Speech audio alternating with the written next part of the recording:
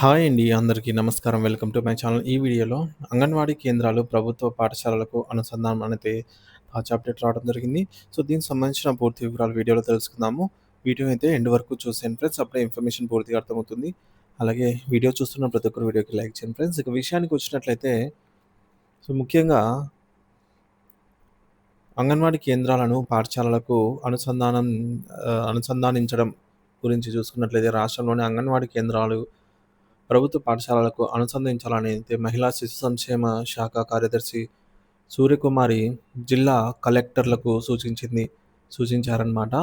ఈ నిర్ణయం వెనుక ఉన్న ఉద్దేశాలు, ఆశయాలు, అలాగే అమలులో ఎదురయ్యే సవాళ్లు, వాటికి సాధ్యమైన పరిష్కారాలపై ఒక సమగ్ర వివరాలు తెలుసుకుందాము. ప్రభుత్వం ఆశయం మరియు ప్రయోజనాలు. సూర్యకుమారి గారు సోమవారం సచివాలయంలో జరిగిన కలెక్టర్ల సదస్సులో మహిళా శిశు సంక్షేమానికి సంబంధించిన ప్రెజెంటేషన్ అయితే ఇచ్చారు.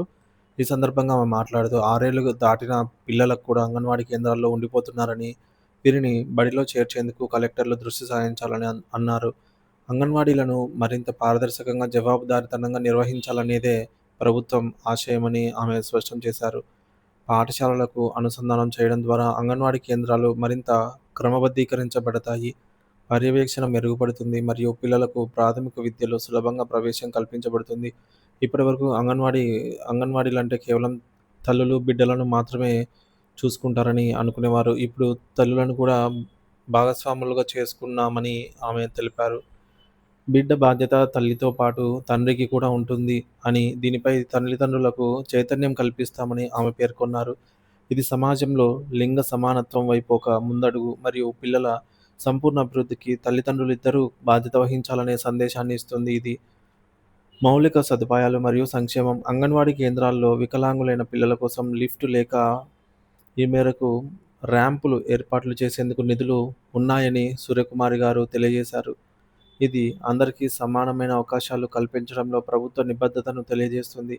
అలాగే రాష్ట్రంలో కొత్తగా 13 వృద్ధాశ్రమాలను అటల్ వయో వయోజన అభ్యుదయ యోజన పథకంలో ఏర్పాటు చేస్తున్నామని ఆమె తెలిపారు.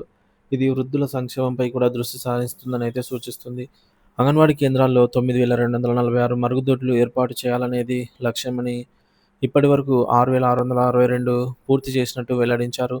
మరుగుదొడ్ల నిర్మాణం పరిశుభ్రతకు, ఆరోగ్యానికి అత్యంత కీలకం. ముఖ్యంగా పిల్లలు మరియు గర్భిణీ స్త్రీలకు ఇది ఎంతో అవసరము. పోషణ పోషణ్ మా కార్యక్రమం మరియు హాజరు. ఈ నెల 17 నుంచి రాష్ట్రీయ పోషణ్ మా కార్యక్రమం ప్రారంభం అవుతుందని ఆమె తెలియజేశారు. పిల్లల హాజరు 65% లోపు ఉన్నటువంటి కృష్ణా, పల్నాడు, పశ్చిమ గోదావరి ఇక్కడ ఉన్నాయని, సో ఈ జిల్లా కలెక్టర్లు పిల్లల హాజరుపై దృష్టి సారించాలని ఆమె సూచించారు. పోషణ మా కార్యక్రమం పిల్లల పోషకాహారం లోపాన్ని తగ్గించడానికి, వారి ఆరోగ్యం పరిరక్షణకు ఉద్దేశించబడింది. తక్కువ హాజరు ఉన్న జిల్లాలపై ప్రత్యేక దృష్టి పెట్టడం ద్వారా ఈ కార్యక్రమం మరింత ప్రభావవంతంగా అమలు చేయవచ్చు. అమలులో సవాళ్లు మరియు పరిష్కారాలు. అంగన్వాడీ కేంద్రాలను పాఠశాలలకు అనుసంధానించాలనే నిర్ణయం స్వాగతించదగినదే అయినప్పటికీ, దాని అమలులో కొన్ని కీలకమైనటువంటి సవాళ్లున్నాయి. వాటిని పరిష్కరించడం అవసరం. అంగన్వాడీ కార్యకర్తల వేతనాలు మరియు సెలవులు విషయానికొస్తే, పాఠశాలలకు అనుసంధానించాలంటే పాఠశాలలకు ఏ విధంగా సెలవులు ఇస్తారో అదేవిధంగా అంగన్వాడీ కేంద్రాలకు కూడా సెలవులు ఇవ్వాలి. అలాగే అంగన్వాడీ టీచర్లు, ఆయాలు కనీస వేతనం 26,000 అమలు చేయాలని డిమాండ్ చాలా కాలంగా అయితే ఉంది. కనీసం ఈ వేతనాలు అమలు చేసి పాఠశాలల మాదిరిగానే సెలవులు మంజూరు చేస్తేనే అంగన్వాడీ కార్యకర్తలు ఉత్సాహంగా పని చేయగలుగుతారు. వారి ఆర్థిక, సామాజిక భద్రతను నిర్ధారించడం చాలా ముఖ్యం.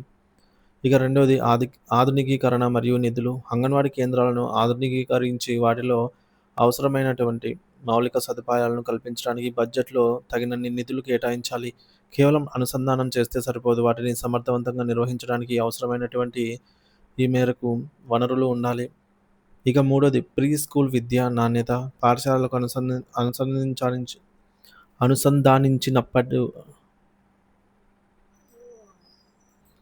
అనుసంధానించినప్పుడు అంగన్వాడీ కేంద్రాలలో అందించే ప్రీ స్కూల్ విద్యా నాణ్యతను పెంచడంపై దృష్టి సారించాలి. తద్వారా పిల్లలు ప్రాథమిక పాఠశాలలో ప్రవేశించినప్పుడు సులువుగా అలవాటు పడగలుగుతారు. నాలుగోది పర్యవేక్షణ మరియు శిక్షణ. అనుసంధాన ప్రక్రియ సజావుగా జరిగేలాగా చూడటానికి నిరంతర పర్యవేక్షణ అవసరం. అంగన్వాడీ కార్యకర్తలకు కొత్త విధి విధానాలపైన తగిన శిక్షణ ఇవ్వాలి. ఈ అంశాలన్నిటిని పరిగణలోకి తీసుకొని అంగన్వాడీ కేంద్రాల ఆర్థికేతర అన్నిటిని కూడా పరిష్కరించినప్పుడు మాత్రమే ఈ నిర్ణయం విజయవంతమవుతుంది. అప్పుడు చిన్నారులకు ప్రీ స్కూల్ విద్యను అందించడంలోనూ, అలాగే గర్భిణీలు, బాలింతలకు పోషకాహారాన్ని అందించడంలోనూ అంగన్వాడీలు మరింత సమర్థవంతంగా పనిచేసి ప్రభుత్వ ఆశయాలనైతే నెరవేర్చగలుగుతాయి.